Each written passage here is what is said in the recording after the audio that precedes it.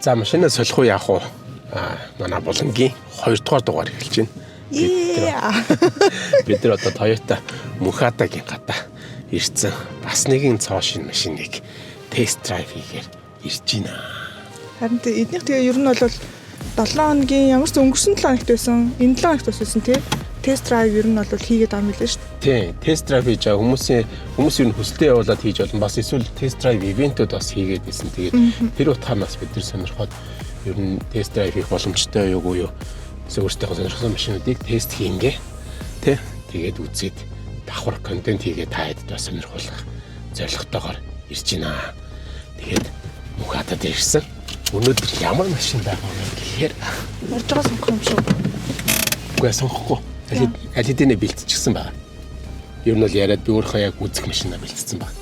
Тэгэхээр одоо ер нь бол аль хэдийн ярьчихсан. Тэгэхээр тэр машинаа шууд аваад унаад гарна гэсэн үг. Өнөөдрийн машин бол 2025 оны цоо шинэ машин байна. Яг тест драйвд гарчихсан. Тэгтээ цоо шинэ машин байна. За, цөмөр. Хоёул биш юм хоёул хөдөө мэдээ шинэ машин чи. За үцгэе. За.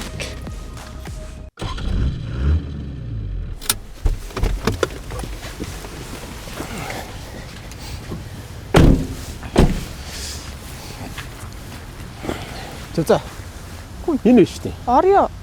Энэ нь шүү дээ машин. Яагаад? Энэ байна. Өнөөдрийн үзэх машин болох тэр энэ байна. Юу эн чинь тэгээ шинэ машин муу юм уу? Бэхэ жоохон тест драйвд явцсан гэсэн шүү дээ. Гэтэ шинэ машин. 2025 оны загвар цоо шинэ. Oh my god. Land Cruiser шүү дээ. Йоо, шал өөр машин төсөөлчихсөн шүү дээ. Өнөөдөр стагаа явах. За өнөөдрний танилцуулна за. Toyota-гийн хамгийн дамаг болсон машин. Oh my god. За ямар ч гэсэн тэгвэл яваал үзье. За. Одоо.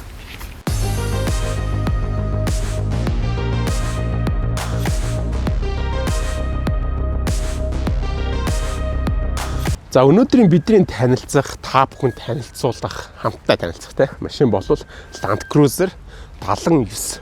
Ер нь Dalser гэдгээр явдаг. Тэгээ яг хөө бит хоёрын хувьд илүүтэй бас 76-г ч бас илүү сонирхчихсан. Гэхдээ Dalser ер нь бол бүгд ер нь ойролцоо тий. Үндсэн бүгд адилхан байдаг.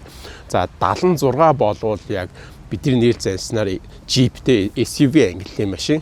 Хойног битүү кабинтэй гэсэн үг. За 78 болвол Troopy гэж нэрлэдэг байдаг. За хойтлын кабин битүү тэгтээ тэнцэн өөр их өрөөд нь тонголж болдог. Уртаа хоёр хаалгатай, хойноо хаалгатай хөлбөр байдаг. За 79 болвол хойноо твштэй буюу пикап загварын те. За ачааны хэсгээ бол бас янз бүрийн байлаа тонголдог ийм машин байдаг. За яагаад бид нар энэ машиныг бас сонирхож ирсэн бэ гэхээр ер нь яг монголчуудын хувьд яг энэ Dalser-ийг бол аялалд ундаг нэг хэсэг бүлэг хүмүүс байдаг ч гэсэн энэ машин маань бас яг төдийлөн яг аяллаа чиглэлээр танигдаагүй. За тэгтэл энэ маань дэлхийд дахинд бол яг аялал тэр дундаа overland ингээд австралчуудын дунд бол тэр чиглэлтэй маш их танигдсан домог болсон ийм машин. За өнөөдрийн бидний сонгож авсан машин бол тэр дундаа бас шинэлэг загвар юу вэ гэхээр хожим энэ сүүл 2023 оноос 24 оноос эхлээд Dalser дээр орж ирсэн 2.8 турбо дизель хөдөлгөөртэй урагшаа 6 шатлалт автомат хорофтой ийм загвар байгаа. Тэгээд автомат хорофтой тэгээд жижиг мотортой ч гэсэн энэ бол энэ домгийг өргөжлүүлсээр байгаа. За энэ мотор хорофт маань бол дэлхийд дахинд аль хэдийн сайшаалыг бол хүртээд эхэлчихсэн ийм загвар байгаа. Тэгээд энэ талаар бас дэлгэрэнгүй бас танилцуулна. Шууд тест жолоодлогоо эхлээд тэндээс эхлээд сэтгэлгээ хуваалцаад за тэгээд энэ машин талаар бас дэлгэрэнгүй мэдээллүүдийг үргэлжлүүлээд та бүхэндээ танилцуулъя. Автомашин борлуулалтаараа дэлхийд номерт нэг тогтмол тэргүүлдэг Toyota Motor Corporation 1937 онд байгуулагдж байсан бөгөөд иргэжил 90 нас хүрхнэ. Тэгвэл энэ компаниг амжилтын оргилд хүрэхэд хамгийн чухал нөлөө үзүүлсэн загвар бол 1951 оноос хойш үйлдвэрлэгдэж байгаа Land Cruiser загвар юм. Хамгийн анхны загвар нь Toyota Jeep BJ нэртэйгээр цэрэг армийн зориулалттай гарч байсан бол 1954 онд Land Cruiser гэдэг албан ёсны нэрийг авч байсан байна. Өнгөрсөн 75 жилийн хувьд Land Cruiser хүний амьдралын бүхий л зэгт хүрч чадсан загвар бөгөөд бат бүхийн бэлэгдэл болсон байдаг. Энэ 75 жилийн хугацаанд хоёр хөлбөр нь хамгийн удаан хугацаанд үйлдвэрлэгдсэн байдгийн ихнийх нь Land Cruiser FJ40. 1960-аас 85 оны хооронд үйлдвэрлэгдэж хүнд дааз хөдөө аж ахуй хамгийн хүнд бата замын аялал гээд бүх салбарт ашиглагдсан дамаг загвар байдаг. Энэ хугацаанд 50-60 цувралууд гарсан ч тэдгээр нь илүүтэй station wagon буюу гэр бүл хотын хэрэглээнд 5 дахыг хангахад илүү анхаарсан загварууд байжээ. 25 жил маш олон загвараар үйлдвэрлэгдсэн 40 цувралын залгамж хаалгааг 1984 оны 11 сард танилцуулагдсан даалсаар авч өнөөдрийг хүртэл тасралтгүй 40 гаруй жил үйлдвэрлэгдэн хамгийн халуун зүйл Хүйтэн Сибирь, Ширэнгэн ой, Цэрэг Айрам, Уул Уурхай, Бартаа замын хорхоотнууд гээд бүх төрлийн хэрэглэгчдийн хүсэл сонирхол хадал явдлыг үзэлдүүлж байгаа томогт загвар бөгөөд цаашид ч олон жил тасралтгүй үргэлжлэх цуврал гэдэгт итгэлтэй байна. Энэ хугацаанд загварын хувьд багахан өөрчлөлтүүдийг хэдэнтэй хийж байсан ч үндсэн чанараа алдаагүй хадгалж үлдээ зогсохгүй. Одоо хүртэл энгийн SUV, Трупи болон ачаата загваруудаар худалдаанд гардаг нь хэрэглэгчид өөрсдийн хэрэгцээнд тохируулан сонгох, цаашаа тоногдох эрх чөлөөг олгодог. Маш олон төрлийн моторын сонголтоогоор гарч байсан бол өнөөдөр Монголд албан ёсоор Toyota-гийн хамгийн найдвартай бат бөх моторуудын нэгт тооцогддог 1HC 4.2 литр цуваа 6 дизель мотор болон 4.0 V6 1GR моторын сонголтууд дээр нэмээд 2023 онд шинжилсэн загвар танилцуулсан 1GD 2.8 литр турбо дизель мотортой загвар нь механик болон автомат хурдны хайрцагтайгаар хэрэглэгчдэд санал болгож байгаа юм байна. Land Cruiser-ийн Light Duty цуврал буюу Prado болон Station Wagon цуврал болох бидний мэддгээр 100, 200, 300 цуврал нь дараа өөр нэг өдөр ярих сэдв учраас ингээд орхилоо. What? Хопа.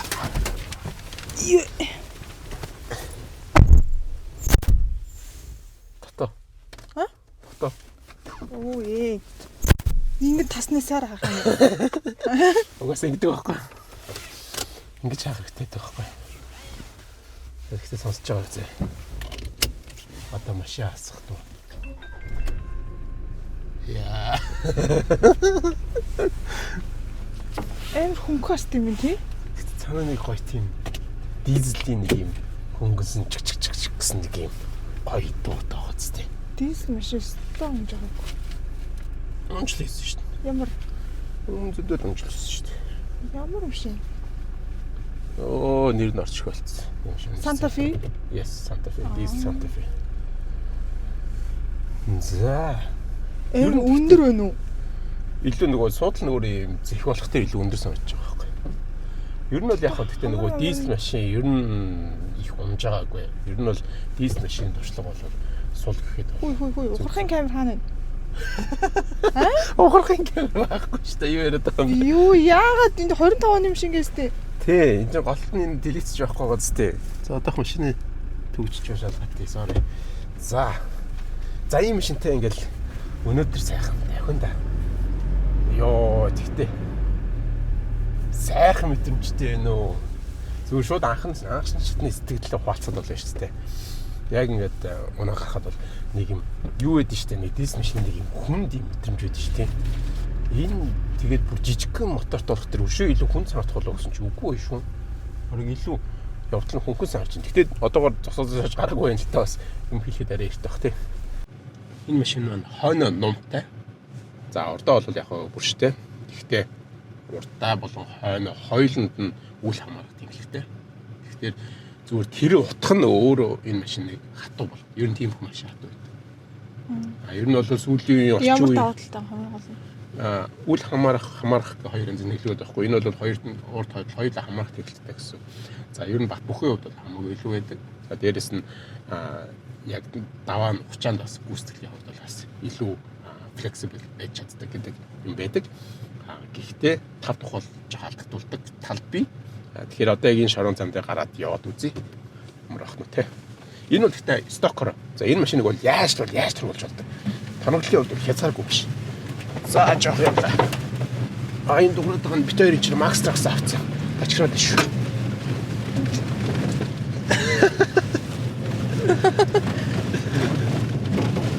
За. Жоох ширүүхэн явчих шүү. Тэгтээ тэрийг бас алгараа. Юу бол дуурайд юм. Сигнал өгдөө. Үгүй. Ихэдээ энэ зам нь өөрөө жоох юм дэрчнүртэй. Ер нь нөгөө Монголын нөгөөд нэг хөдөө зам ямар ч орчинд явдаг л зам л та. Гэхдээ яг стокер хойд твшин бас хоосон байгаа. Тэгээд ер нь ачааны мишэл онол явж байгаа гэсэн үг шүү дээ.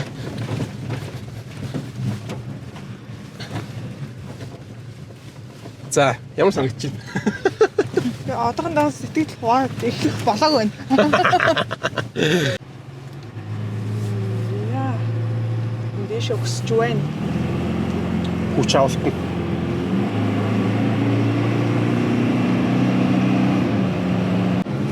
Хүч авалт бол гоё нөө. Ерөөсөө тэгж 2.8 гэж голох бол тийм болоогүй л. Гэхдээ яг одоогор бол энэ чинь нөгөө стокор бүх юм байд нь яг таг инженеэр байгаа шүү дээ. За аялагчд бол мэдээж хэрэг энийг бол тоноглоно. Тэгээд тоноглохоор ч мэдээж хүндрээд янз бүрийн юмуд орно, дугуйгаа томсгоно, шаврын дугуй тавина. За их л олон юм хийдэг дээ. Тэгээд ихтэй бас юмс өөрчлөгдөн. Гэхдээ одоо байгаа яг энэ сток гормон дээр 2.8 бол үнэхээр сайхан мэдрэмж бол өгч юм. Гэхдээ сайн анзаарч байгаа. Тэ одоо миний яриач гэсэн сонсоход нэлээд төвөгтэй болж эхэлж магадгүй уучлаарай. Энэ ягаад гэвэл энэ машины битүүмж угаасаа хань юм битүүмж муутай. Гаднах дуу чимээг тусгаарлах чадвар бол мэдээж нөгөөдгийг илүүд нь 5 тухтай лагшери машинуудаас бол бага. За тэгээд моторынхын дуугных нь хөнгөнөө орж ирж чинь энэ дөрвөлжин машин чинь салхи зүсч чадахгүй юу н орж ирж чинь. Гэхдээ ерөнхийдөө оффроуд аялал хийдэг хүмүүс бол бүгдээрээ ийм юмтайгаа бол алхтын дасцсан байдаг ч тийм. Тэгэхээр тэрэн дээр бол миний хувьд бол нэг санаа зовхгүй байна. За өрүүл мөрөл бол ингээд таг инженеэр юм чинь бүр ямар ч товчгүй байх ч тийм. Уг нь бол энэ загвар чинь бас өөрөө дотроо бас опшнтай. Гэхдээ Монголд байгаа загварууд бас янз бүр байх шиг байна.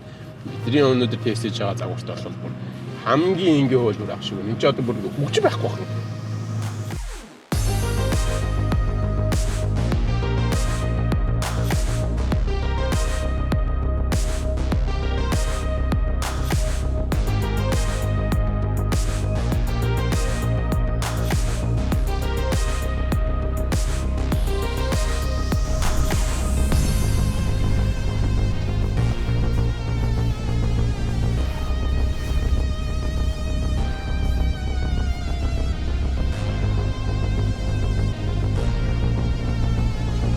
За бид нар ямарчсан тест драйвингаа хийгээд явж байгаад жарлантын амт хүрээд ирлээ. Ерөнхийдөө сая замд явах замдаа бол за засмал тэгээд баг зэргийн шороо тий баг зэргийн тэмхүү замуудаар тест хийсэн. Яг хөө энэ хоорондоо бид нар яг энэ нөгөө дөрөв дугуйтлогч гэдэг зэрэг системүүдийн талаар тестүүдийг бас энэ хийн.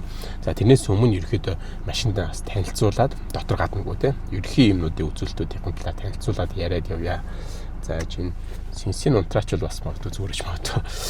За тэгээд энэ машин маань 2025 оны загвар. Гэхдээ ер нь бол 70 сери машинууд бол ер нь work horse гэжтэй тийм ер нь бол ажлын машин гэж явдаг учраас бүх юм нь энгийн. За тэр ч утгаараа энэ дотор бол их тайлбарлаад байх шаардлагатай юм бол цөөхөн. Тэгээд ингээ харах юм бол за түрүү хийсэн өрүүлний хэсэг бол тийм маш энгийн бүр ерөөсөө ямар ч товч мовчж байхгүй. Гэхдээ бас хөрхөн гоё юм захин оруулахтай энэ хэсэгтээ бас юм модон юм шиг тий оруулахуд байдаг. Toyota-гийн бас өөрсдийнх нь загвар гоё загвар бол байдаг. Энэ байна. За хянах самбрейсэг бол бүгд ингээд механик яг физикал юм зүүнүүд тий биетэй яг юм зүүнүүд эргэлдээд харуулж идэв. Ямар ч дижитал скрин зур одоо юм байхгүй. Энгийн бүх юм энгийн нэрээ. За ерөөдөө 70 серийн машинуудын дотор салоныг харах юм бол бас ер нь жоохон нэмхэн хийцэлтэй байдаг учраас гадна дуу тусгаарлаараа баг. Гэхдээ ер нь бол сая энэ замд явж байхад анзаархад бол тийм хүүтэн оргиод байгаа юм бол гайгүй санагдлаа. Яг хөө мэдээж бүр лакшери машинуудтай харьцуулахад бол арай хүүтэн санагдах байх. За 5 дахь үед ярих юм бол энэ машиныг 5 дахь ярихад хэцүү. Гэхдээ би энэ сандлыг бол бодоод үзэхэд харьцангуй бас юм гоё зөвлөхөн бас сунталтай санагдлаа. Өмнө нь бас нэг үеийн бас 70 сериуд бол нэлээд хатуу судалтай байсан санагдчихээн. Тэгээд одоо энэ бол бас гай боломжийн зөвлөхөн судалтай, савхан судалтай ийм оруулахтай юм байна. Ямар нэгэн халж хөрнө гэсэн тийм юм бол байхгүй. Гэхдээ энэ машиныг авч байгаа хүмүүс бол өөрсдийнхөө харуулсан гоё суудлууд тавиад засаар янзлаад ундаг болох тэр бол нэг тийм үйлдвэрлэгчийн зүгээс анхаарал хандуулдаггүй зүйл байх. За үргэлжлүүлээ ярих юм бол одоо энд яг climate control гэж ярьдаг тийм. Ерөөдөө салоны агаар яг халуун хүүтнээ тохируулах, за тэгээ хайш үлээх хүүт бүх тохиромжууд маань ингээд яг physical яг биетэй бүр яг эргүүлээд үсгэд бол цаана бүр яг юм хаагдаа нэгдэж байгаа мэдрэгдэхээр халууны хүүтэн тохируулж байгаа. Бүх юм мэдгэхээр юм одоо яг энэ бүр хэдэн оны бэ гэж бодохоор те ийм юмнууд бол байгаа. Гэхдээ надад бол энэ гоё санагдчихэв. Ер нь орчин үеийн машинд ч гэсэн ядахна энэ парныхын системүүд нь товч байгаас ямар нэг юм физикл юм байгаасаа гэж боддог. Бүх юм дэлгэсэн дээр орчтой те надад амар төвхтэй санагдаад те. Ялангуяа машин бариа явж байхад те зам руугаа анхаармаар байхад зөвхөн товчин дээрх товчоо зүг дарчин нүггүй те. Форнертэй хүмүүс бол бүгд мэдчихэж байгаа. Шууд хүрд эргүүлээд бүх юмаа тааруулждаг. За тэгээд энэ скрүү харах юм бол за энд бол яг дөрөв дугуй чойжлогчуд маань хойд тэнхлэг болон урд хойд тэнхлэг хоёулангийн төвжих дифференциал төвжих гэж ярьдаг тийм. Төвжигчнүүд маань за тэгээ автомат хоровтой машиныхан загварууд маань бол тэр бүгд яг энэ чинь чек нь бол эндээ байгаа нэлээд том бит чек байгаа даа тийм. За энэ зүйл бол бас нэмэлт үйлдэлүүдийн товчнууд байна. Шаардлагын системийг унтрах second start гэж ярьдаг тийм. Шууд 2 дугаараас эхлэх. За тэгээд downhill assist control-ийн DAC системийн бас товч харагдаж байна. За энэ системээс удахгүй туршаад үзье. За тэгээд гарт хормос бол яг жинхэнэ физикал гарт хормос. Би одоо хүртэл хөл хормос тийм дуртай биш. Ер нь яг ийм хуучны гоё гарт хормос болох гоё санагддаг. За тэгээд яг энэ зүйл бол одоо бол энгийн үедээ 2 дугаар хөтлөгчтэй. За тэгээд 4 дугаар хөтлөгч. За тэгээд low range буюу тэг хүндрүүлэгч нь энд ингээ орж өгсөн байна. За тэгээд жолооны энтлийн хэсэгт бол толны удирдлага байна. За тэгээд саяхны хүртэл бараг дарс хэр маань гараараа эргүүлдэг цонхтой байсан гэж байгаа. Энэ бол автомат цонхтой загвар те. За тэгэл болоо. Ерхэдөө бол дотор салан бол ийм энгийн хэлбэр. Зарим нэг дарс хэрийн зарим нэг загварууд дээр бол хөгжмөнтэй байдаг загварууд бас байгаа. Гэхдээ энэ дээр бол aftermarket-аар бол янз бүрийн хөгжим дэлгэц юу гэдэг бүх юмнаас өөрлөж оддог. За зарим нэг загварууд дээр бас толон дээрээ бас ухрын камерыг шийдэж өгсөн хөлбөр ч гэсэн байдаг. Энэ загвар бол тийм биш байна. За голын хайрцаг бол эндээ их гоё. Авсархан жижиг хайрцгийг бол шийдэж өгсөн. За ингээд авах юм бол доор нь бас дахиад давхар хайрцагтай. За тэгээд арын суудлыг бас харуулъя те.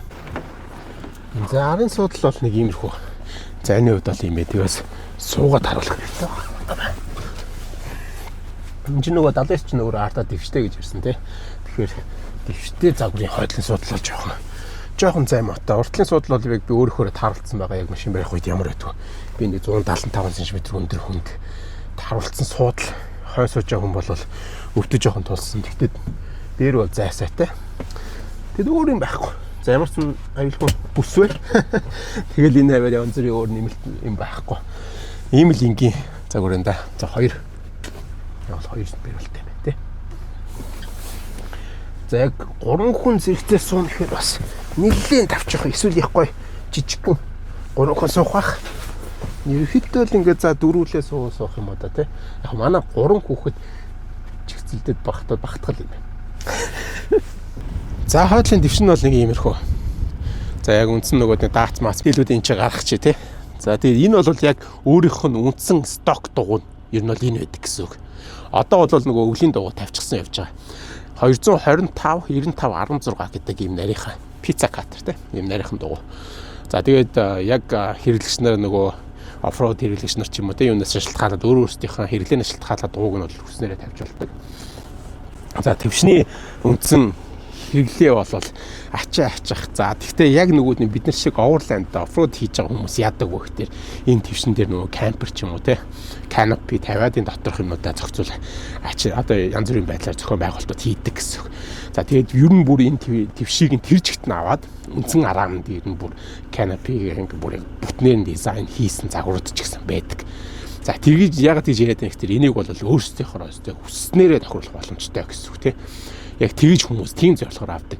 Одоо нэг юм үнэтэй 200 300 саяын машин авч яхаар нэгсэнтэй энийг 140 50 саяар авангуудаа за нөгөөд нэг орон зайд нь өөрийнхөө хүссэн тоноглолыг хийгээд за тэгээ бат бөх найдвартай хэрэглээтэй ийм машин гэдэг утгаараа хүмүүс хэрэглэдэг гэсэн үг. За ерөөд нь хүмүүс нэг харахад ингээд ойлгомжтой болох үүднээс тийм. Энд дээр бид Max Trax аваа явж байгаа. Засанд явж байгаа юм чи юм гэж мэдвэхчтэй. Тэгээ Max Trax-ыг харахад бол иймэрхүү байна. Нэгсэнд орон зайг л ерөөд нь багцаалдуулах гэдэг шүү дээ. Энд чинь бол яг запас дугуйгаа ингээ өлгцсөн байж байгаа ч гэдэг. За тэгээ машиныхаа яг нөгөө амин сүнс болсон мотортой нас хэлцээ те. Ерөөд одоо энэ дууг нь бол сонсож байгаа. Маш гоё юм жигтгэн зөөлхөн дуутай. Тэгээд яг энтузиастууд гэдэг те нөгөө хардкор яг энэ яг сонирхчдын хувьд бол энэ бол нэлийн жижигэрч гисэн жол дуутай гэж ярьдаг. Нөгөө хөнгөнсөн юм доороо юм тий хөнгөнсөн V8 хөдөлгүүрийн дуу чимээг бол энэ бол орлож чадахгүй тий. Гэхдээ энэ мотор нь өөрөө хүч гаргалтын хувьд бол хамаагүй илүү машин хүч маш сайтай ийм мотор болсноор алдартай. Тэгээд энэ өөрөө 2.8 турбо дизель тэгээд морины хүч нь 201, машин хүч нь 500 Нм гэж ярьсан тий. За юу ч энэ моторын юуг нь унтрааж байгаа дөрвөлтэй ярьсан. За энэ моторын талаар ерөөхдөө нэг жоохон ойлголт өгвөл тий. Энэ мотор ямар ч тамирцаар юм бэ? Яагаад юм жижиг мотор гэхэлтэй. За энийг бол гинтэн ингээд 76 дээр ингээд 70 сталцэр дээр тавьчихсан юм бол биш. За Prado 150, 250. За Hilux гэдэг пикап Hilux-уд байдаг. Тэднэр дээр бол олон жилийн турш дуршигдчихсан. За эхэндээ бол бас янз бүрийн асуудал байснуудаа бол засчихсан. Ямар ч юм те эхнээс ингээд засраа явдаг. За одоо яг ингээд 70 сая дээр орсноос хойш бол ямар нэгэн илүү асуудал үүсгээгүй. За шинэ үеийн дараагийн домог болох моторуудын нэгэ гэж бол энийг бас хүмүүс нэрлэж байгаа. За Австралид бол маш их өндрөөр үнэлэгдэж байгаа ийм мотор. За тэгээд өөрөө машин хүч маш сайтай учраас те чиргүүлж ирж авч явах тал дээр бол ямар ч асуудалгүй байдаг. За одоо энд би жоохон огцсон мөксүр газар явж туршилт хийж үзье. Одоогор бол зүгээр ингийн хай дөрвөөр явж байна. Тэгээд энэ машинд ер нь нэг уршаад авах юм баг. Дээрээс нь энэ машины хязгаарыг нь үзэхэд хэцүү. Өөрөө маш их чадамжтай учраас. Тэр одоо бол яг жоох энэ нэг юм огцсон өсвөрлөө дөрвөөр өсгөд ямар хуу байна. Тэг эргүүлээ буухта хөндрүүлж агаад нэгдүгээр араагаар нь за мөн DAC буюу downhill assist control гэдэг өдөрлүүдийг нь ашиглаж бас бууж үзье. Одоо бол ингээд хай дөрөөр явж хахад жишээ бай. Ямар ч торох юм ингээд яваад байна да. Ямар нэгэн чаленж хийхэд энэ машин жоохон төвөгтэй юм тэр байгаа байхгүй. Өөрөө угаасаа юм чадамж сайтай өндөртэй учраас. За ээж энэ дээр тэгвэл юу яа? Энэ дээр тавьчихад. За ингээд хөндрүүлэгчтэй хийгээд. За одоо ингээд үсэ. За хөндрүүлэгчтэй хийчихэн гот бүр цаанаас шууд маш гоё контролтойгоор. Ингээ бүр ингээд нам хаазаар ингээд үсэх боломжийг бий болгож. Тэг хөндрүүлэгч хүмүүс бас ингээд хэрэглэн дээр бас оруулаад сурчвал их зүгээр. Яг гэхдээ ингээд энэ чинь гоё юм зөөлөн хөнгөн ийм хүчээр одоо нам хаазаар те маш удаанаар ингээд орилуулж ийм өксөр газар руу орилуулж явах тусмаа нөө машина эвдэг эрсэл за тэгээ үсэрч хараагаал те дуугаа чаргална гэж зөндөө олон эрсдлүүдийг бий болгочтой. Тийм учраас энэ оффроуд машин дээр ялгараад байгаа үндсэн хамгийн гол чухал систем чинь low range гэдэг байхгүй. Тэгээд дараагийн юм бол дифференциал төвжигчдүүд урт хойд энэ машин дээр бол урт хойд хоёулангийн төвчж байгаа. За төвжигчгүй яг 4/4 гэхээр яг ер нь бол 4 дугаар мааждаг гэсэн. Төвжиж ш тэрийг бол яг 4 дугуйн хоорондоо төвжигдэж зэрэг хүчээр ажиллана гэсэн. За ерөөхдөө нэг иймэрхүү. За одоо хийшээ. За эхлээд урд болж харуулж хагаад одоо бол хөндрүүлэгчэндээ хийцэн. За тэгээд нэгдүгээр арганд нь хийцэн. Өөрөөр нь ямар нэгэн торомс байхгүй. За энэ дээр downhill assist control ашиглаагүй. Яг өөрийнх нь машиных нь өөрийнх нь хүчээр буулгаж байгаа гэсэн. Нөгөө монголчууд нөгөө юугаар нь нэгдүүлээ мотор орн торомслог гэдэг чтэй. Тэр аргаар буулгаж байна гэсэн. Маш гоё контролтой. Яг би энийг туршаад байгаа шалтгаан юу вэ гэхээр за ингэсгэл үр зогсоотой. Энийг туршаад байгаа шалтгаан юу вэ гэхээр нөгөө механик механик хоровтой. Тэг хөндрүүлэгчтэй машины нэгдүгээр арга бол бүр гоё зуурч өгдөг. Автомат болохоор ер нь жоохон хөнгөдөөд байдаг. За энэ бас ер нь яг тиймэрхүү мэдрэмж бол байна. Гэхдээ ер нь Forerunner-аас бол илүү хүндэрч байгаа нь бол мэдрэгч байна. За тэгээд энэ систем дээр одоо downhill assist control-о залгаж байна. За тэгээ хөлнөөсөө гараад хаацнаас хөлөө аваад за ингээд ажиллаж байна. За түрүүнийхээ бодох юм бол бүр өшөө илүү контролтойгоор өшөө одоо ингээд те удааширж өгөөд за шаруултын системээр нэгсэндээ хойдлынхан хойно бол илүү сонсогдоод байна. Шаруултын системээр дуугаа барьж удаашруулдаг гэсэн. Хит хурдлах гад нэг огцон хурдлах гад байвал ингэдэг гэсэн. Тэгээ яагаад ингээ уруутахад ийм зөөлхөн ийм downhill assist control гэх ийм систем байдгийг яагаад ингээ нэгдүгээр аргаараа хөндрүүлж уруутдаг гэд бодоод үзэх юм бол уг нь бол энийг хүмүүс иймэрхүү юмудаа сайн ашиглаж сурчвал их зүгээр. Учир нь яг уруудж явж байгаа тоормс ялангуяа удаан хугацааны турш тоормстойгоор уруудах юм бол одоо тоормсны дисктэй маш халт үүснэ. За тэгээ халт үүснээс болоод тэр маань failed гэдэг. За бүр тоормсгүй болох аюулууд байдаг. За дээрэс нь яг иймэрхүү удаан ингэж уруудах маань өөрөө машина маш гоё контролтой. За ингээд уруудж явж байгаа нэг газар иргэн жалгагүй юу ч гарч иж магадгүй тийм. Тэгэхээр тиймэрхүү үед яг иймэрхүү системүүд маань хэрэг болдох юм аа. За бис нэгдүгээр араан дээр үзчихсэн учраас одоо дээд нь хийгээд down assist control нь ямар хөө вэ үзчихье. За ихэд нь ингээд хойноо ингээд тоормсыг ингээд бацаад өөрөө ингээд автоматар гэсэн үг шүү дээ. Яг үргэлжилсэн одоо ингээд маш их удаан уруудж байгаа хэсэгт үргэлжилсэн ингээд тоормстой уруудаалах юм бол тэр чинь өөрөө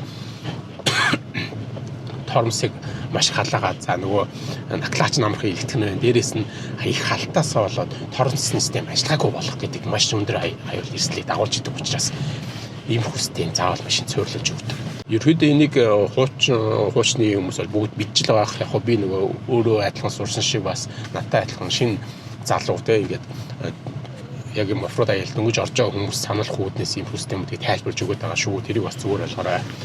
Яагаад нэг ABC яриад байгаа юм гэж бас бодчих магадгүй. За ерөөд энэ машин дээр системийн хувьд туршихад нэг иймэрхүү л байна да.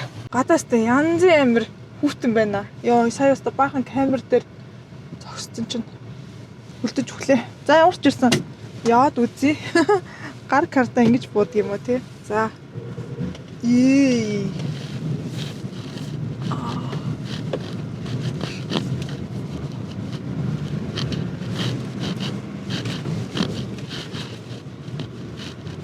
Явдлал бол бас аюу гоё. Юу юм шүү.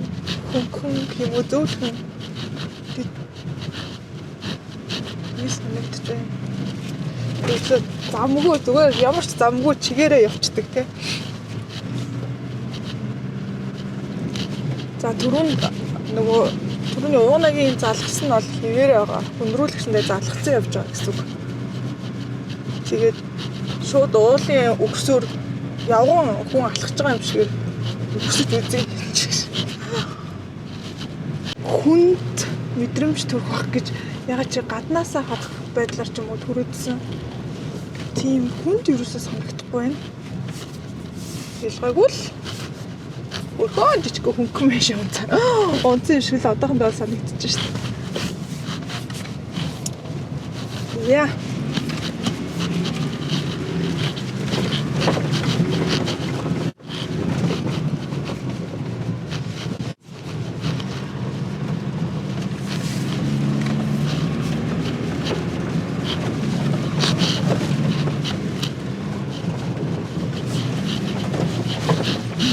Айгуу гоё хөнгөн мөнгөн түрүүндээ уулж үзүүлээдсэн чинь нөгөөт нь хамаагүй над ч бас тэгэл юм хамаагүй явах юм даа шүү дээ. Дахиул тавьчихад л юм байна. Ер нь жоохон хурд хэтрүүлэх тал руугаа хүн байгаа шүү. Би бол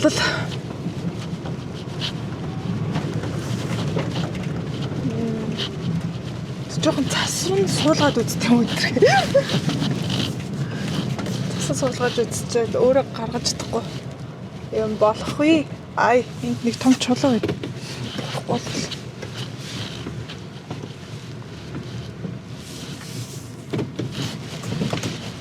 чодоо 2.8 мотортой.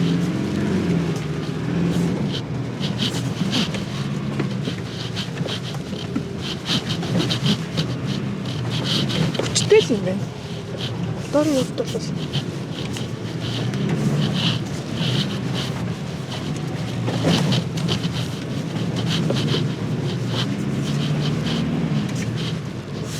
мөдөө яг гоё. Дахиад бол нэлээ явчаар л хүчтэй санагдаж байна. Надад бол машины хувьд бол явдлын хувьд бол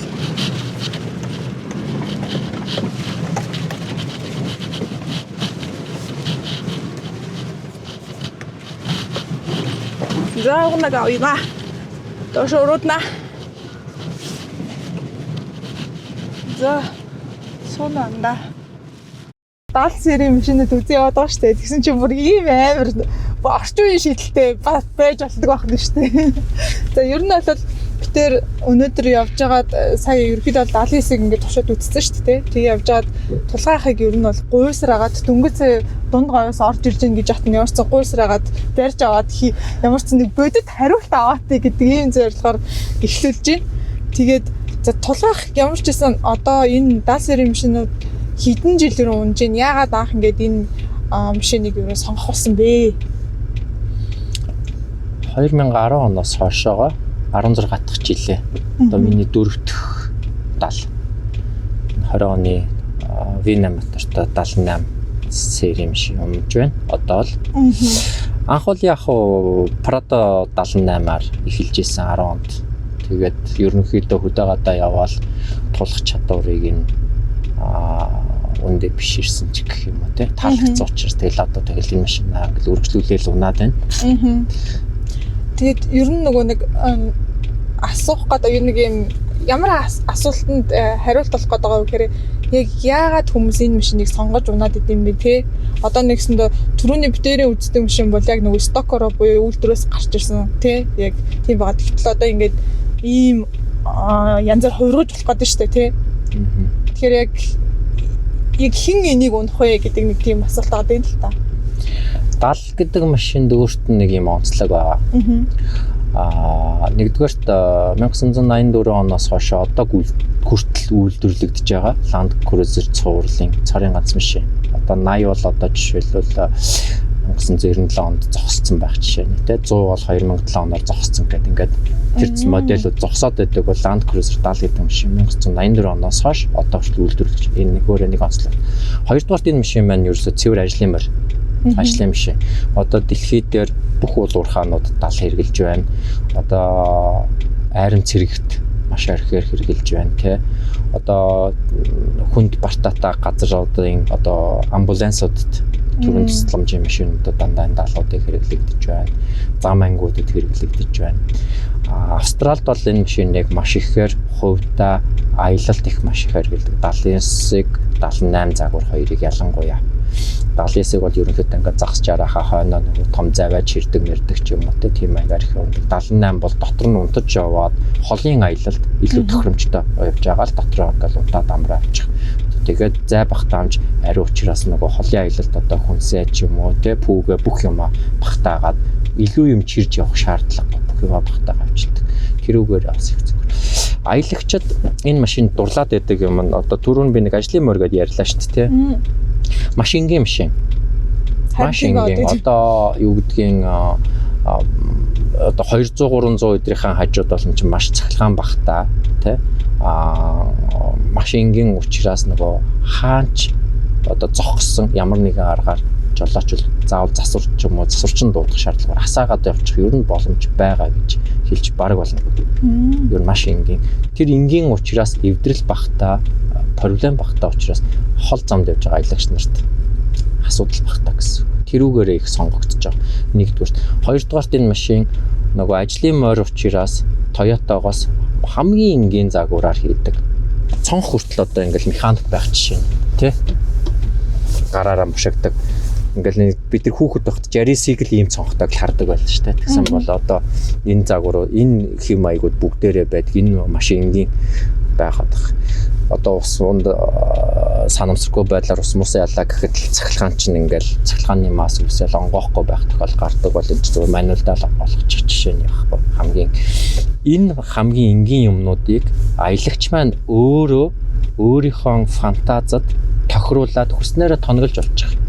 Одоо энэ машинтай холбоотой тоног Австралид бол маш дээд хэмжээнд өрсөө одоо сүүлийн жилүүдэд Монголд бол маш өргөн орж ирж байгаа. Австралиас орж ирж байна, урт хятадаас орж ирж байна. Хүснээрээ тонголж олно. Одоо ингээл зүгээр нэг дэлгэц гэхэд л одоо би бол одоо 5 янзын дэлгэц машин дээр сольж хийж үзлээ шүү дээ. Одоо хамгийн сүүлийн энэ дэлгэцэн дээр тогтцоод байж байна. Тэгэл одоо энэ дэлгэцээ дагаал нэг таг энгийн өрүүлийг чинь жоох орчин үеийн машин болгоол тий. Бас нэг өдөртлахтай өрүүлэлтэй болж байна. Энд чинь одоо хөөрхөн чинь маш хөгжмөнийхаа дуу мууг өрүүлээсээ өдөртчихнэ. Тэгээ ингээд нэг юм өөрийнхөө фантазид тааруулаад тоноглоход хамгийн тохиромжтой бүх юм бэлэн байждаг. Ийм онцлогтой биш.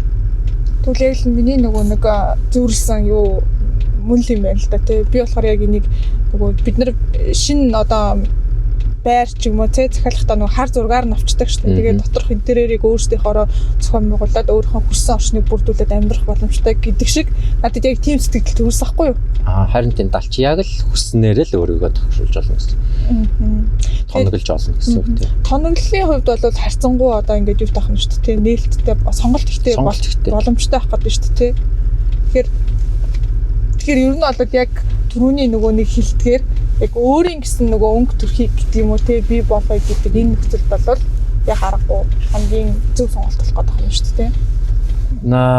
Яг хуу тэр нөгөө нэг маш эзэмшиж байгаа хүн өөрт нь амар тата кафта мэдрэмжийг төрүүлээд байгаа байхгүй. Тэр гоё мэдрэмжийг чи хүн бас авах хэрэгтэй шүү дээ. Зүгээр л нэг мөнгөө өрөөл тоноглол унаад байх нэг асуудал. Үрж байгаа мөнгөнд сэтгэл хангалуун байна гэдэг чинь бас өөр асуудал. Тэгээд зөвхөн аяллаасаа гадна тэрийг өөрийнхөө хамгийн гол нь өөрийнхөө зургаар тоноглоод байгаа тэр мэдрэмжэнд тэрэнд мөнгө төлөөд байгаа чинь хүнд бас айгүй гоё мэдрэмж өгöd байгаа.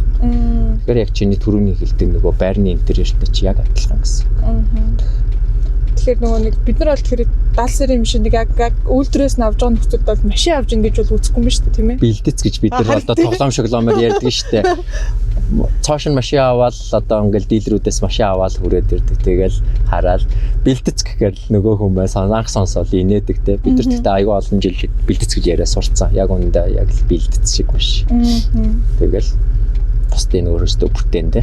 Тийм байх гэдэг тий. Аялагч дөрвийг үржих дөрөв гээд ер нь бол бид хамгийн анх машиныхаа тоногийг эхэлсэн үргэлжлүүлээд ч гэсэн ингэ явж байгаа тий. Тэгэхээр тулгаахын өөрийнх нь нөгөө нэг сошиал хуудас болон аялагч дөрвийг үржих дөрвийн энэ мэдээллүүдийг ингэ description хэсэгт оруулчихъя. Тэгээ магадгүй ингээд яг ийм төрлийн үйлчлэгээ ч гэдэг юм уу тий хэрэгцээ гарах юм бол холбогдоод аваарай. Холбогдоод мэдээлэл аваарай. Машина тоноглуулаарай гэж. Тийм, машина тоноглуулаарай.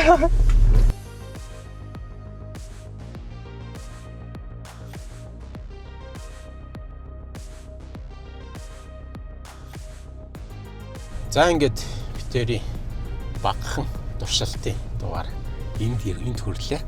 Одоо ерөөхдөө өөрсдийнхөө сэтгэлийг базаацдаг хуваалцсан. Тэгээд ер нь бол яг энэ машин хинт зориулагдсан машин. Тэгээд дээрээс нь өөрсдөд бас ямар сэтгэл төрөв гэдэг талаас нь ерөөд ийм талаас нь хуваалцъя гэж бодож. Тэгээд би үтсэн эхлээд нэг жоохон өөрчлөлтчтэй.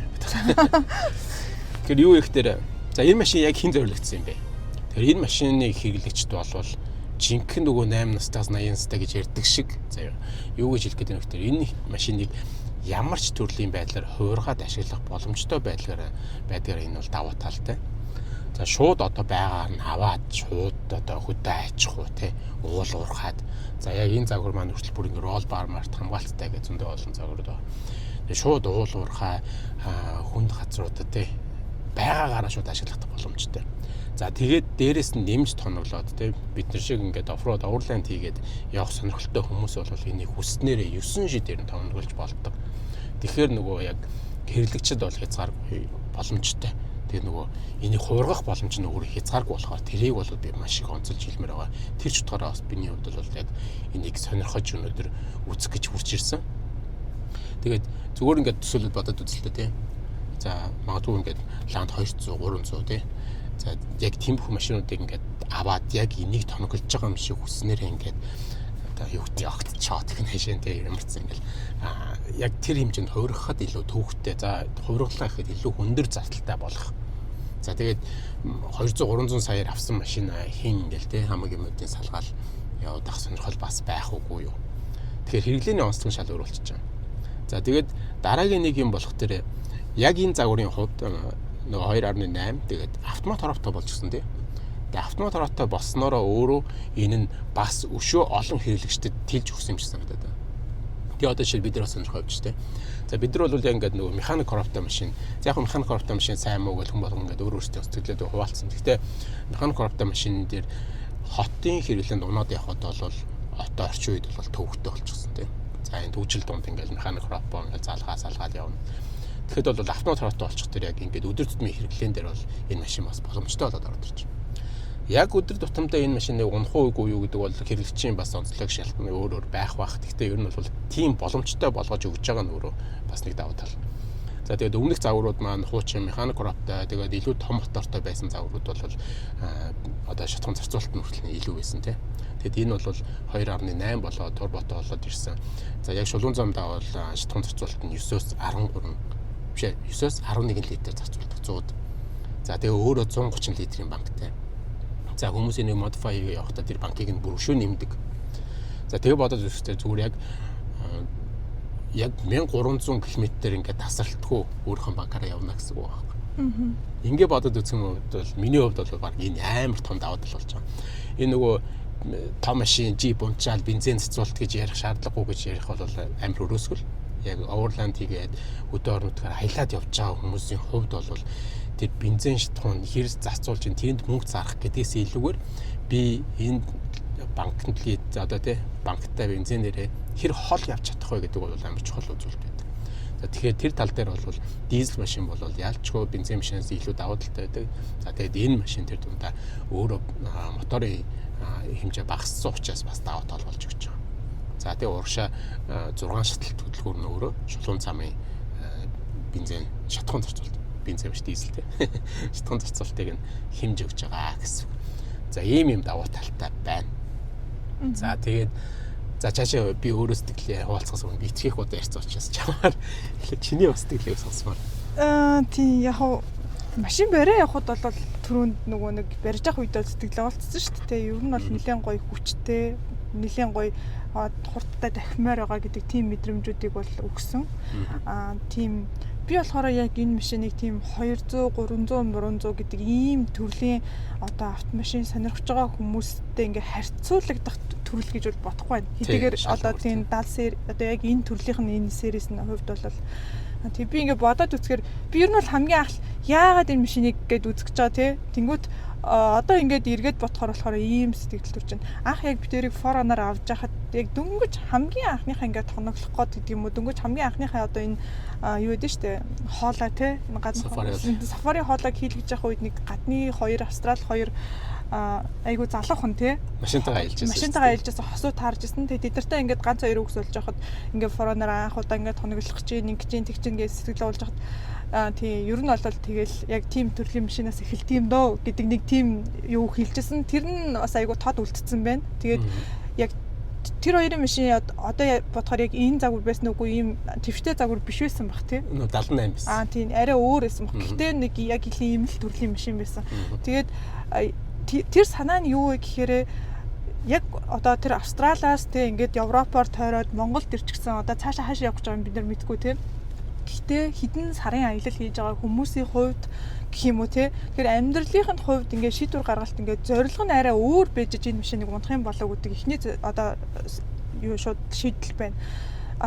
За зөвхөн ингээд битэрийн хувьд ярих юм бол магадгүй ингээд хідэн сарын аялал хийх гэж байгаа нөхцөлд бас энэ төрлийн машин руу орж магадгүй юм шиг зүгээр санагдлаа. Зүгээр би яг хувь хүнийхээ хувьд өгөхөд би бол яг одоо бэлэн биш байна. За ямарч өнөөдрийн маань дуршлын жолоодлого амжилттай боллоо. Тэгээд өөрсдийнхөө сэтгэлийг хуваалцлаа. Та бүхэн бас юу гэж бодож байна? Энэ машиныг сонгох уу юу гэдгээ өөрсдөө бас шийдээрэй те.